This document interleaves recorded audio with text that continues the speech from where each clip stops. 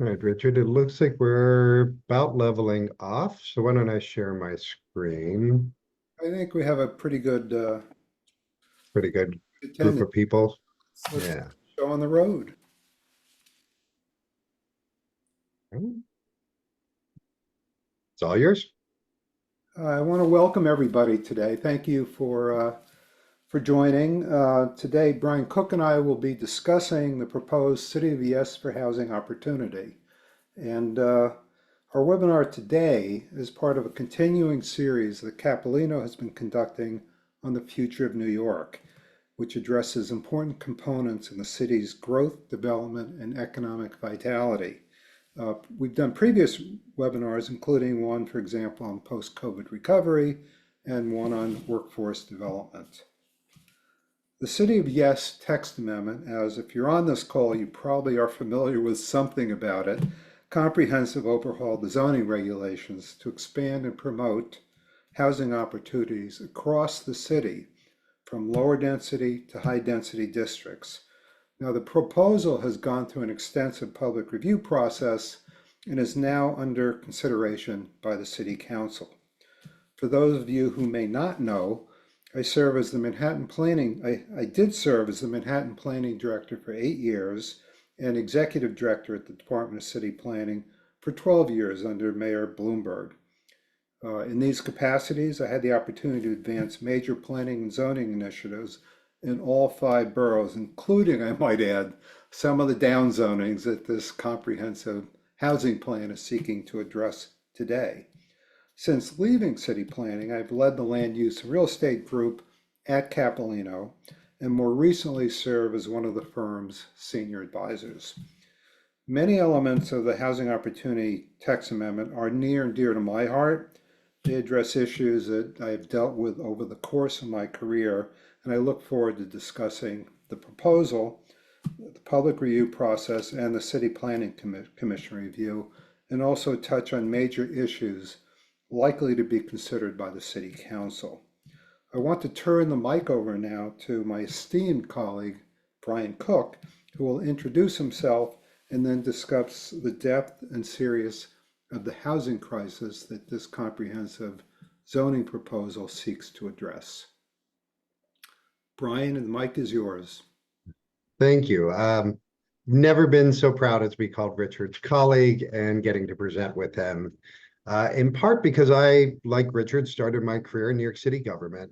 I spent 18 years as a community-based planner, first at the director of the as the director of the Manhattan Borough President's Office, or actually becoming that director of the Manhattan Borough President's Office, and then as the assistant comptroller for economic development. And like Richard, I spent a significant amount of my career dealing with how do we build housing, how do we build development, how do we think about things getting developed, and how does it work with a community. And like Richard, I am partially responsible for fighting for things like down zonings and sliver laws that I think as time has come, we do need to rethink about. And that's part of what this proposal is about. But I think it's important to establish why are we thinking about it. And that's just we want to spend a few moments on the housing crisis itself. Many of you have heard 53% of all renters are rent burdened and 32% of all renters are severely rent burdened. This number affects every income across the city, and but it is also more acute as we go lower down the income scale. As you get to very low and extremely low income, we see incredibly high rates of rent burden. A good way to measure this is looking at vacancy rates. So vacancy rates for apartments less than $1,500 is under 1%. Now, the context of this is sort of important because we often think about our affordability in terms of rent or AMI. Well, translating the two, if you are a family of three making 60% of AMI, the affordable rent for you is around $1,290. So apartments available for you to be able to rent are under 1%. This is directly causing families to be unable to, who have jobs, being unable to find homes and winding up in the shelters, often for periods of nearly 2 years, so 520 days, before they can find a voucher that could get them in a private home or affordable housing. And the effects of this aren't felt equally. 94% of these homeless families are Black or Latino, the majority, a significant majority of which often have jobs and are just unable to find a place to live. But as we think about this, effect of the crisis, there's a real question over how this relates to supply in many people's minds. I think most of the people here might understand that housing supply does impact affordability, but there weren't a lot of really good studies about this until recently, or at least there have been some modern studies I think have shed some light on.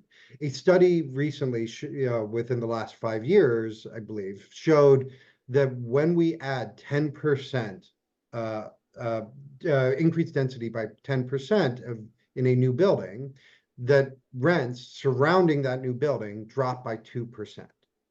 Similar studies have shown that when a luxury building gets built, within 5 or 6 turns, there's a domino effect. As somebody moves into the luxury, they move out of a near luxury. As they move out of near luxury, they might move out of a middle income. That eventually it actually frees up units in lower income neighborhoods.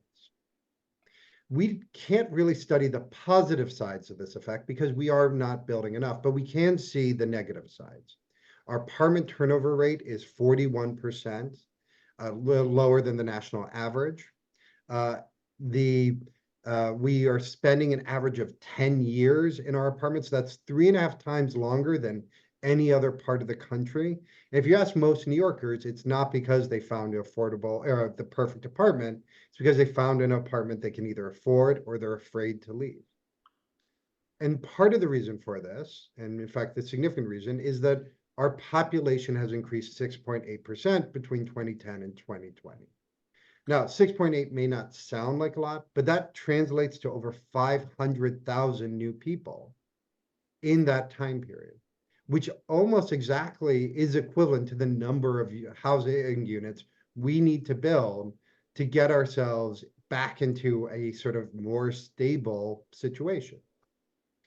Another way to think about this is our housing supply has increased by 4%, but our jobs have increased by 21%.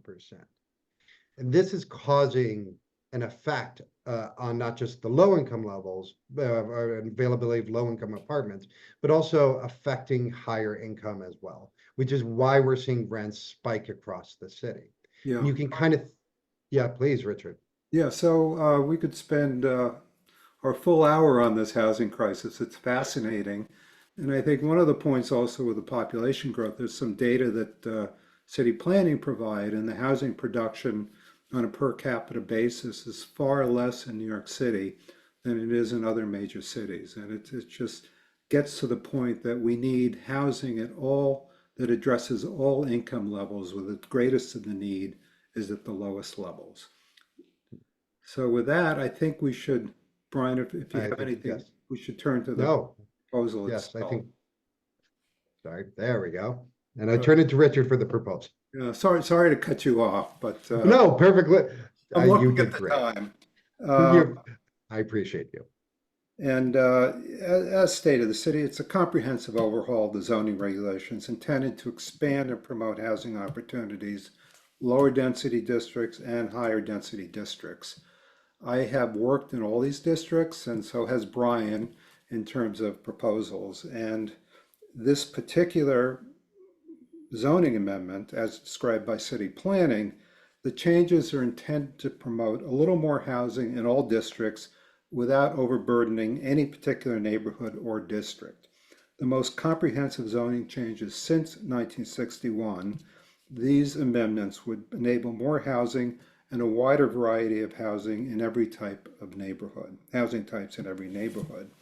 And I think it's important, and all of us recognize this, while these changes will not by itself solve the higher housing crisis that Brian talked about, they are one of the major components that are needed to address the housing shortage and the high cost of housing in the city, as well as supporting homeowners to better adapt their homes to changing family needs.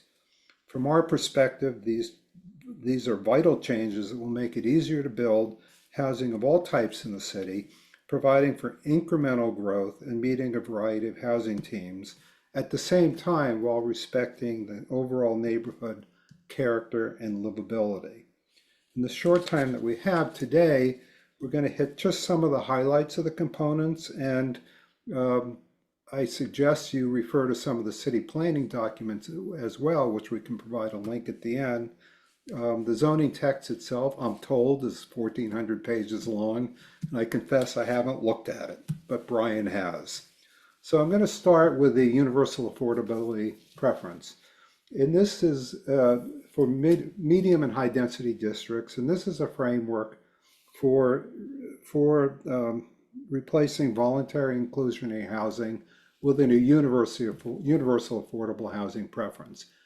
It establishes an incremental 20% increase in FAR in all the districts, medium-high districts, while maintaining the base FAR that's set today. So in an R10 district, you're 10 FAR, you can go to 12 FAR under the proposal. And in many of these areas, you can already do that. But in certain districts, that preference, that increase in FAR is available. And a few points about this. The inclusionary housing, this will keep in place the mandatory inclusionary housing, which gets mapped in conjunction with increases in density. And that will still be an ongoing exercise, initiatives to, as areas get rezoned from the map perspective, to apply mandatory inclusionary housing. But in these other areas, this is intended to promote affordable housing. We had talked about this for many years. How do you get increases in FAR across the board? And this is the way it keeps it as an option, but it fits many of, like, the 421A replacement program. 485X. Yeah, I keep forgetting the X, right. And the incremental increase in FAR, that housing must be dedicated to permanently affordable and supportive housing. It's if you choose to use it, and there's an economic advantage to use it with some of these existing programs. That housing gets built, you get market rate housing, you get the affordable housing that's permanent, and for the most part, that housing must be located within the building of the development, as is the case with many of the inclusionary housing today. There's one exception in the R10 districts where you're currently allowed to put the affordable housing off-site, and the affordable housing sells certificates back to the building. That will continue under this program, and as it was proposed by city planning, there would be a 10-year sunset on, there would have been a 10-year sunset on that ability to provide the housing off-site. And we'll get into it later, but one of the modifications made by the commission will be to eliminate the 10-year limit. The sunset will allow that to be, allow off-site housing to continue in perpetuity. So I'm going to stop there on the universal affordable housing preference. It's far-reaching, it's significant, and it's a way of achieving affordable housing in all our medium and density areas, which are mapped throughout Manhattan and other areas around the core. Second, I want to talk about some of the lower density changes. And I have to confess, I've been involved in many previous lower density rezonings. One of the first things I did when I became executive director was oversaw the creation of the lower density growth management special district and task force. And that was responding to, believe it or not, Staten Island on a percentage basis was the leading, was producing more housing than any other county in the state. And this was it became a political hot potato, and the lower density growth management rules that were put into effect clamped down on this. And in retrospect, it clamped down so much that very little housing has been produced in Staten Island, other than on specific sites that were rezoned. So the, Yeah, and yeah, go ahead, Brian. and we should note that many of these changes, whether transit oriented or town center zoning, they're designed to be limited additional density in these districts without overwhelming the current density and the current built character. Yeah, that's a good point. And the overall thrust of the changes in lower density are to maintain the current housing, current zoning districts. It doesn't change the zoning districts, 1 and 2 family zoning districts. It doesn't change dramatically any of the achievable densities of the like. It does provide some flexibility, added flexibility for homeowners if they want to do, say, an enlargement or the like. But it really seeks to rationalize what's happening in lower density zones. And two pieces of this: the town center zoning is on commercial strips. There's a historic kind of classic building type that's retail with 3 or 4 stories of housing above, but yet it's been prohibited throughout these lower density areas on sites that currently have commercial retail zoning. So the town center zoning will allow these retail strips to be developed with this kind of what the city refers to as middle density, the missing middle housing. And this housing is cheaper to build, less expensive to build than 10, 12, 15-story developments. The transit-oriented development, and that town center zoning would apply throughout the city in the commercial districts. The transit-oriented development is intended on within 5,000 feet, within half a mile of a subway station or rail station. It would allow on wide streets and on block ends, it would allow, again, a 3 or 4 story apartment building of nominal height relative to what's without impacting the overall neighborhood character. And that would be just 4 areas within walking distance from subway stations and rail stations. The other big change in the lower density area is to allow lower accessory dwelling units. And we've all talked about this for years: your basement apartments, mother-daughter units. And this would provide a pathway to allow for accessory dwelling units either in garages, in attics, in basements, and also in structures in the rear yard. And these ADUs, there won't be an explosion of these ADUs, but it will provide homeowners an option perhaps to stay in their building, particularly if they have limited income, stay in their home, and also to provide for their kids to live there, as well as to be able to add to the housing, modestly add to the housing supply in the city.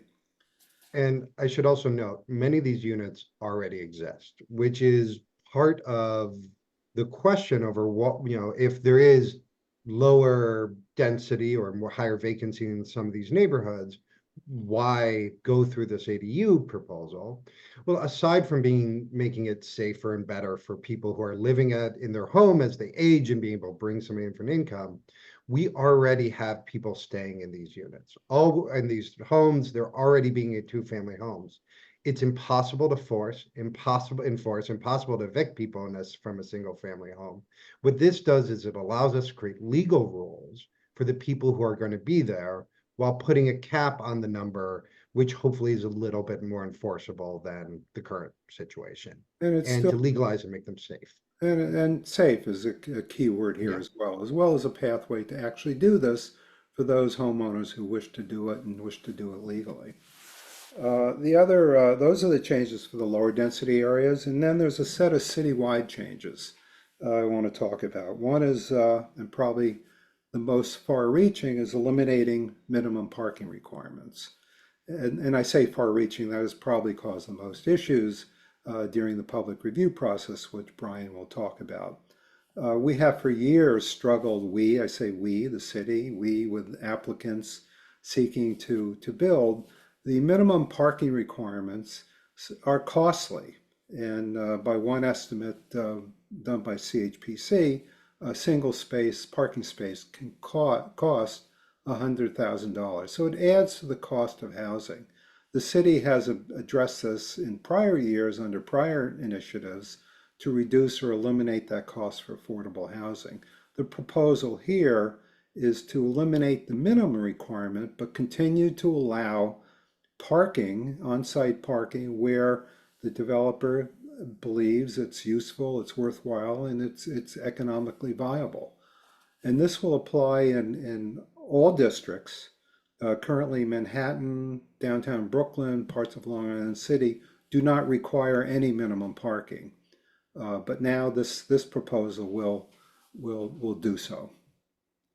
And we're going to have to jump to the next section, but I do want to quickly say, as answer to your question, Jeannie, the way UAP incentivizes development for affordable housing, aside from increasing density, is it works with the current tax break programs, HBD programs, 485X, the new 421A, to create basically a more financially viable development in many cases that can provide affordable housing and market rate.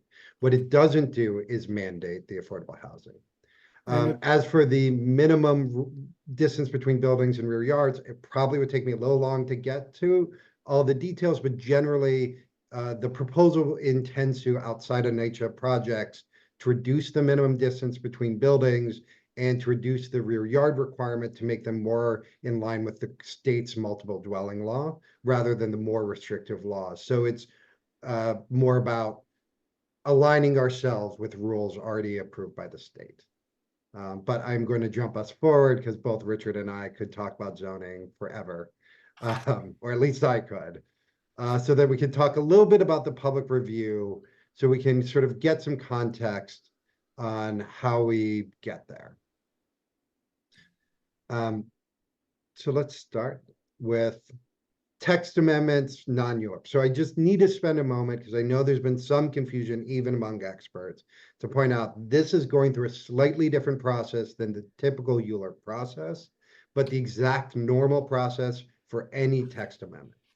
The first is that community boards and borough presidents, they have concurrent reviews, is the first difference. The second is that city planning had a limited time to review.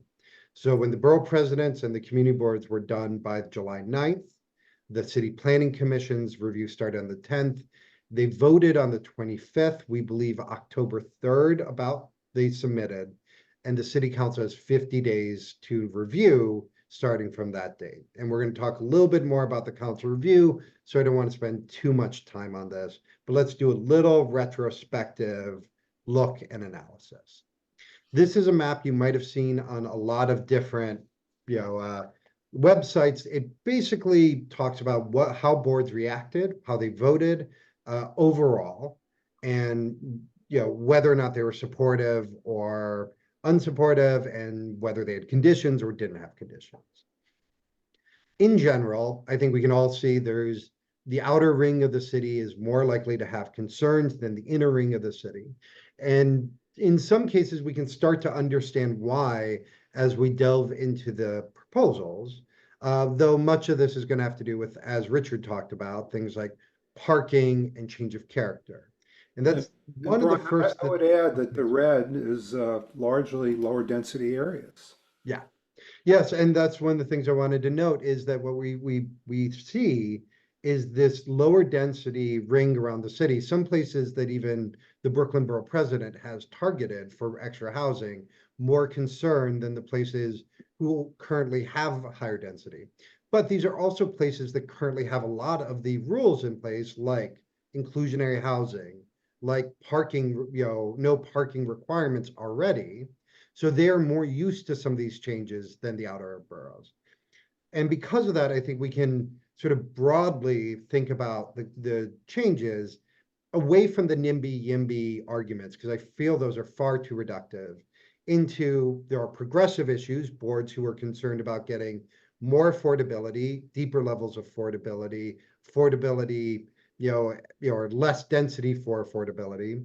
There are sort of more what we think traditional NIMBY issues, but change of character, shadows, the impact of that. And then there are concerns about infrastructure, schools and otherwise. As we step a little farther and look a little closer, you're going to see some of the boards are graying out as abstained. All that means is either they didn't vote, or more likely they just told the city, no, we don't like this proposal. Yes, we do. Town center and transit-oriented development in both of them, we're seeing a very similar pattern in which the places that are going to be affected most by that change of character are most concerned about it. However, as the borough presidents delved in, they saw additional nuances. The Brooklyn borough president, for example, on transit-oriented development, thought that it could go even farther. Whereas when we look at town center rezoning, the Bronx borough president was very concerned about its location and the density. The Queens borough president wanted more affordability. Those are direct reactions to what they were hearing from the boards at the time. ADUs, however, sort of fall, while looking very similar. When we look at the concerns, they often fall into things like sewage overflowing, the availability of the school system, uh, whether or not owners are going to have the money to legalize their units, even if we take it through this. And there were many recommendations. I think the Queensboro president, for example, thought there should be $1 billion fund to pilot and fix some of the, some of the ADUs as they go through, if I'm remembering that correctly. Moving towards the larger density areas, we see UAP is widely supported in the medium and high density areas. But again, we're seeing conditions, wondering about density, concern about institutional players using it for things like dormitories and abusing the program, uh, affordability. Uh, the most interesting comments, I think, came from my perspective from people like the Brooklyn borough president, who is both widely supportive, but also recognized there are neighborhoods with light sensitive resources. And how does this interact with them? Which I think gets to that sort of broad discussion of, or is this a one size fits all plan, or is it not? And I think Richard and I will go into it a little later, but where you do see some of these objections coming through, it's because people feel like it is, by changing the underlying districts, it's changing everything for everyone, even though those changes are minute. Yeah, and I I, don't know. I want to just insert myself here because there are a number of questions that are coming up, and I Okay. apologize, we won't be able to get to some of those. But one talks about are TDIs allowable to carry over in these typologies? And one of the changes to the transfer development rights for landmarks, one of the important changes, it hasn't received much attention during the public review process, but this allows landmarks to transfer their development rights within a larger area, anywhere on the block or adjacent blocks. And this would be on an as-of-right basis as long as the increase on the receiving site is 20% above the base and there's no modifications to the bulk rules, the height and setback rules. So it's an important mechanism to allow landmarks who are can create some value for themselves by using the transfer. The other question that keeps coming up has to do with market rate luxury, and we'll get into that when we get to some of the other comments, but that has been a comment from some of the city planning commissioners, as well as throughout the public review process. And I have my opinion on that. Brian has his, and we can talk about that later. Yeah, and I'll just finish off because I don't want to spend too much time on the retrospective since the questions are coming in. Where, where we see things like large office buildings that have experienced large amounts of vacancy rates, we see high levels of support for residential conversions. Again, with similar questions on affordability. I think the borough president is highlighting an issue with IBZs, that these were places that by policy we don't add residential to, not by zoning, by policy. So whether that should be codified into rules, I think is going to be a valid discussion. And the Bronx Borough president, sort of suggested rather than having these hard dates, right now it's going to be proposed that any building built before 1991 could convert. Perhaps we should have a rolling date so we're not constantly revisiting this. Right, and on the Um, residential conversions, which I didn't get to in the summary of the proposals, the residential conversions takes the rules today that are applicable in Lower Manhattan and elsewhere in Manhattan, as well as some of the areas in Long Island City, Astoria, downtown Brooklyn, which allows conversions under what they call Article 1, Chapter 5. And it's more flexible rules. The current regulations in Lower Manhattan applies to buildings built before 1977, other areas buildings built before 1961. And this creates a uniform buildings built prior to 1990, recognizing what the borough president had said, but really facilitates conversions to, removes the impediments to conversions while continuing to allow, must comply with MDL and some of the other, some of the MDL and some of the other rules. So that's, it's an important change. It's been talked about for a while, but at the moment, there's no affordability requirement with that, although it can be used to provide for affordable and supportive housing, depending on what the programs are. And any tax breaks associated with that conversion do require affordability, which is why city planning didn't add the requirement under zoning. It would have created a redundant rule. And as we've seen with 421A, which gets, or now 45X, which was getting renewed every 3 years with modifications, you could imagine city planning not wanting to go through this process for conversions every 3 years to get their rules to match. The last thing I just want to talk on is parking, because parking is one of those places where we do see somewhat of an outlier in the patterns of support and concern.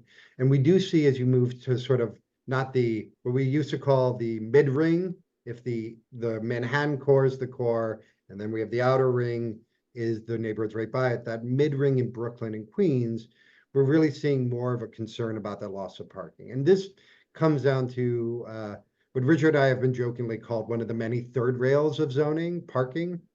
In many neighborhoods, communities rely on cars, if not to commute, on the weekend to go to grocery stores and other, malls or whatever else they might need, Costco, otherwise. They have not seen the benefit of things like the town center rezoning, which is intending to incentivize more commercial with residential above. And because of that, there's I believe, a natural reluctance to remove the parking requirements. Whereas the neighborhoods that have had no parking requirements, like most of Manhattan, in most of those districts, they know that developers will build parking when they think people will use parking. And otherwise they don't want to, or there's a incentive not to build it for places that don't need it. But you cannot market a building that, frankly, the neighborhood needs parking. So this whole proposal is really trying to get government out of the way of determining what they think should be a market rate decision. And I think this is also consistent with some of the changes made in some other cities where it's far ahead of New York in terms of trying to lower the cost of housing by allowing the parking to be provided, but not mandating a minimum where it may not be used.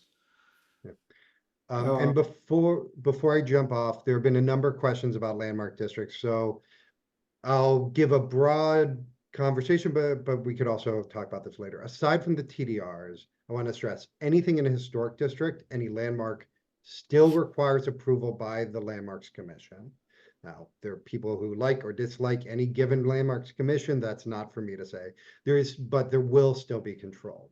So the main effects of this plan will affect what you can build as of right, but it will not fundamentally change what control people have over landmarks districts being developed in any specific aesthetic ways. But it will be, and we didn't mention it, it not only makes it easier to do the landmark transfer, it allows the landmark transfers to be available in lower density districts where it's not available today. And this can benefit landmarks, houses of worship that are landmarked, that are really struggling, and allow it to sell some value to adjoining sites, knowing that the receiving sites are height limited, and the increase of FAR is limited to 20%. All right, I'm going to move us forward because I could talk about my section for the whole time, but let's get to city planning modifications. Right, and I will try to be brief here. And just the City Planning Commission review, they held a public hearing after all the community board or president review. This public hearing lasted 15 hours. I sat through some of it online, but certainly not all 15 hours. Um, but they had, just to summarize some numbers, 113 speakers spoke in support, 91 in opposition, and they also received close to 600 pieces of written testimony. And the people the ones who testified range from individuals, civic groups, architects, affordable housing providers, developers, and neighborhood groups and community boards. So it was a pretty good cross section of the stakeholders, both for this rezoning, against it, and those seeking modifications to make it better or more compatible with how they view it. The City Planning Commission, and it was a very well-run hearing. They ultimately made 4 modifications, fairly modest modifications. One is they approved this 10 to 3.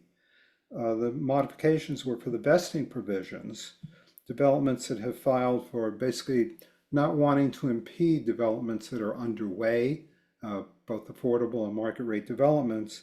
They're allowing a different vesting rule so that if a project has their application filed at the Department of Buildings and they have approval of that application within a year from date of enactment, that those projects can proceed, as can projects that are currently in the public review pipeline or have gone through the public review pipeline.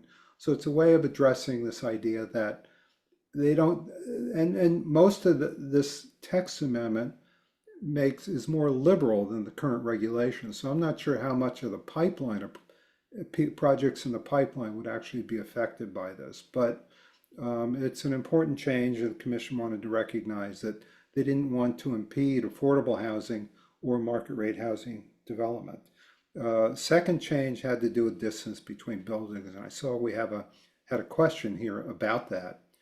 And the proposal seeks to, both on campuses and off-grid sites that are not easily developed, that have other buildings on the lot, it creates a lower distance between buildings. The current rule is 60 feet, and the text amendment changed it to 40 feet as the minimum distance between buildings. In recognition that they were doing this to promote contextual zoning on some of these infill sites, they would apply that 40 feet to only those projects that are contextual or height limited buildings. And if it's for continuing to be 60 feet, would be required for tower developments that are not contextual. The other change that was made was making that the campus development rules to exempt NYCHA projects from these new rules. And the rationale is that they heard a lot from NYCHA and other people in the public that there's currently a process in place with tenants and other mechanisms to promote development on infill sites, and they didn't want these rules to interfere with the flexibility that's currently allowed for these sites, and that have tenant engagement to make them happen. And finally, I mentioned earlier, the sunset provision for offsite affordable housing. There originally was a 10-year time limit, and the modification extends that to, eliminates the 10-year limit on 10-year limit on the sunset. The commission voted 10 to 3 in support of this, in support of the text amendment. Several of the commissioners who voted in support recognized that, that they expected the council will take up some of these issues that they felt the commission should have addressed. And having worked at city planning for many years or represented applicants before city planning commission, there's always a balance at the commission between do you make changes how far you make changes, and there's always this saying you got to leave something on the table for the council to do. And in this case, I think it's a little different because the city views, and this is my own view, views these projects, these changes as a package. They wanted it to be a citywide proposal and wanted to avoid this removing certain areas, certain neighborhoods, certain districts the proposal and have it go to the council as a package. And I think, reading from the commission conclusion, I want to take a minute. The commission strongly believes in a citywide approach with a varied set of proposals that reach from the lower density areas to the highest and make for a stronger, more livable city that ultimately benefits everyone, whether they struggle to provide housing or not. So this has gone on to the council with these changes. It's a proposal that is the elements are interrelated, and it's going to go to the council. It is now at the council for their 55-day review, which Brian talked about in his Yeah. Euler Uh, process. And So, that's a perfect segue for us to move to the council. I'll just note the changes made by city planning. I do think when you think about them, there are many technical changes that are essential to keep the current production line going as they were identified issues that could hurt adding supply now. I think it's appropriate for the commission to have made those changes. The question then comes in as we get to the council, what are they going to focus on? Because they do have 50 days, 65 days with their modifications to review and make suggestions. right, And I know, yeah, yeah, and the hearings start Monday for the agencies and this Tuesday for the public. And we encourage all of you with issues, questions to testify at the hearing. I think, and there have been some questions about it's not just zoning, it's what's causing the shortage of housing. I think that's one of the key issues that the council will be addressing. And I think, the review by the council was framed by Speaker Adams when the commission adopted this text. And I want to take a minute to read what she says. And she recognized that New York City is in the midst of a major housing crisis. That the zoning proposal seeks to address one part of the problem by reducing barriers to building new housing. And she stated that as the council reviews the administration of proposed zoning changes, the council will prioritize solutions to the full range of housing challenges facing the city.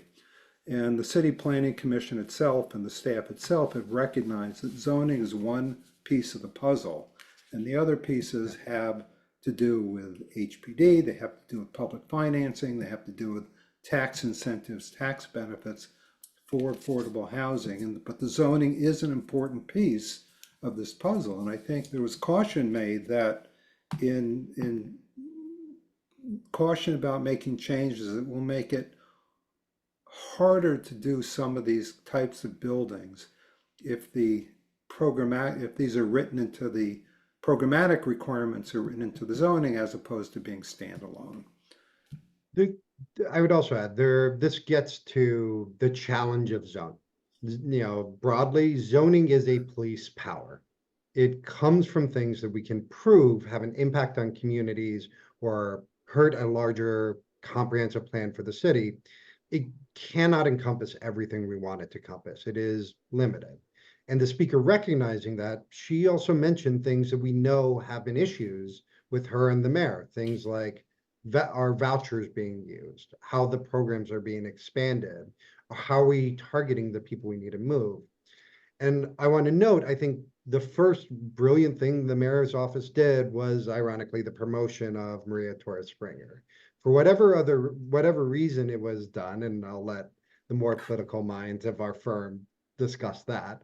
Uh, the Having her at the helm means that she's not only going to be able to help shepherd in this rezoning, but as questions come up about other resources, schools, sewers, affordable housing, she'll be in position to marshal the rest of the team at City Hall to come up with a comprehensive solution, or should be. That is a positive sign that she is riding shotgun on this proposal.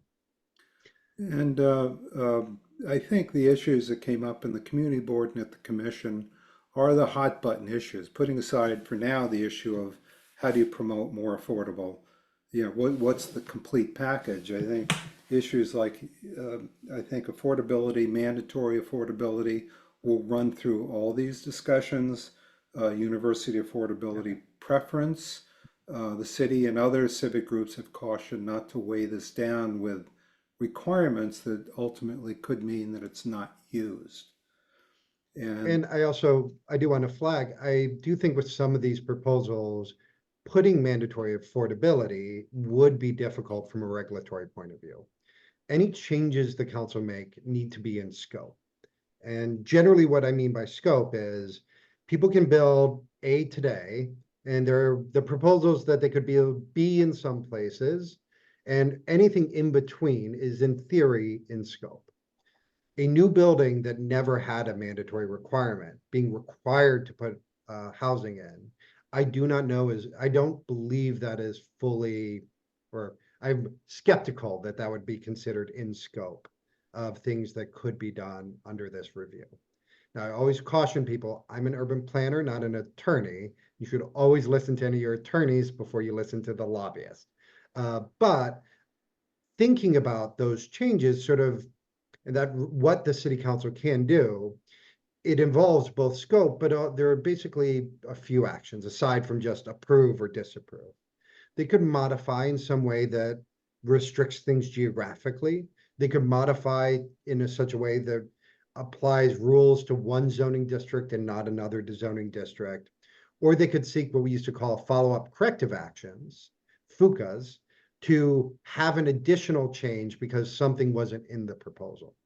Um, we actually saw that with the City of Yes for Economic Development, where a special permit uh, for last mile facilities was requested by the council. And the council is having city planning now study it. We will see that proposal later on. Those are the things we're going to look for on a mechanical level. On the policy level, we've seen some of these negotiations happen before. Do you restrict parking? Do you restrict, or don't you? Do you restrict, their heights more, or don't you? In many cases, and this sort of answers, I think, one of the questions that was asked, the City of Yes is basically allowing a higher height limit, more flexibility, so that you can get your additional density in. The height limits already exist and in many districts under the senior housing proposal. So it's not actually increasing the heights of any district, just increasing the height that I believe, I should double check that. Maybe a few districts got tweaked. Now but I that I'm think saying, one of the areas of discussion, and there is an incremental height increase in the UAP districts where that's applicable. yeah, And it's got to be, it's got to be a height that accommodates the additional FAR. Otherwise, that additional FAR cannot be used or cannot be used in a way that provides for good housing. yeah, So that's certainly a consideration. The other is on the geographic. I think the thing that comes to mind the most is the parking. yeah, And the city has addressed parking geographically since 1961. And since the responding clean air issues from eliminating required parking in Manhattan, the yeah. recent ZQA changes that limited, reduced parking in certain areas near transit zones, inner transit. So I think, that's probably is something that they're going to look at. I don't know where the council will come down on that, but it's certainly probably one area that they're going to focus on. Yeah. And yeah, there's also other flexibilities. I see Tony rightly noted that a reduction in rear yard creates more flexibility. There's more rules on being able to penetrate some of the, higher street walls in small cases. But in most cases, these changes are 10, 20, 30 feet on top of 80 to 120 Yeah. foot buildings. From a practical point of view, you're not going to see much change, a difference. In fact, I believe that according to city planning, they're anticipating that it'll add 0.7 acre or 0.7 units per acre over 15 years. Now, give this in a sort of another context, that is about 3.6 or 3.7 units per city block. So, and focusing this on density, you can imagine that means more units in places like Manhattan, where you have higher density districts already, and far fewer in the outer boroughs. Well, So I these think, changes Brian, are mod. Yeah, I think that reinforces what the city has been saying, that we're talking about a little bit of housing in all neighborhoods rather than focusing it on certain areas, which has been the case for the past 10 years. I mean, both of us, we were involved in Greenpoint Williamsburg and Hudson Yards and in downtown Brooklyn, where Harlem River, where large amounts of housing have been built, but most of the community districts, I think something like 48 out of 59, had very little housing relative to the whole. So this text is designed to correct that and not explode housing development in the lower density areas, but provide for modest incremental increases.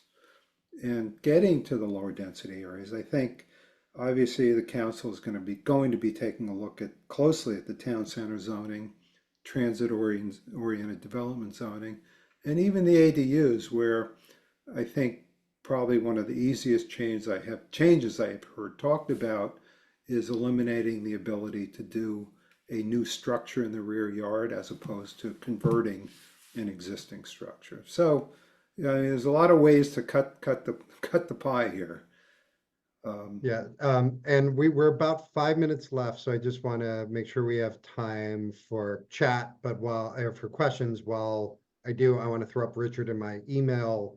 If you have more very specific questions, you can always reach out to us. And for the public hearing to Right. council, you can go to their website and you can register there. Yeah. So pulling up a couple questions. TDRs are allowable to carry over building typologies of density increase or height caps are loosened generally when when you're transferring development rights because they're being loosened generally. To a earlier question that I saw in the chat that I'm now missing, when you transfer density under the current proposal from landmarks to a receiving site, that density is in addition to any affordable housing you would be required. It itself does not generate density as currently written. Protections for homeowners who are affected by construction. Unfortunately, zoning doesn't do a lot of that generally. Those rules are found in the building code. There are supposed to be a whole host of benefits, but at the same time, and protections, mistakes happen. And as noted here, in the chat, that could greatly affect a property and could last for a long time. But that's not, unfortunately, really a zoning issue. It's a building code issue.